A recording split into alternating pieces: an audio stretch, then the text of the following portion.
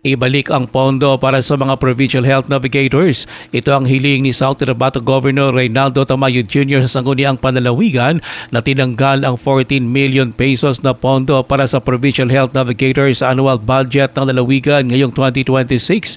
Binigyan din ni Tamayo na mahalaga ang mga health navigators para maabot ang ideal ratio na isang health worker sa bawat 20 households. Sa ngayon kasi ayon kay Tamayo, kulang pa rin ang mga barangay health workers sa lalawigan. Bukod dito, ayon pa sa gobernador, kailangan ng lalawigan ang monitoring team bago pa man mag-full blast ang pagpapatupad ng universal healthcare.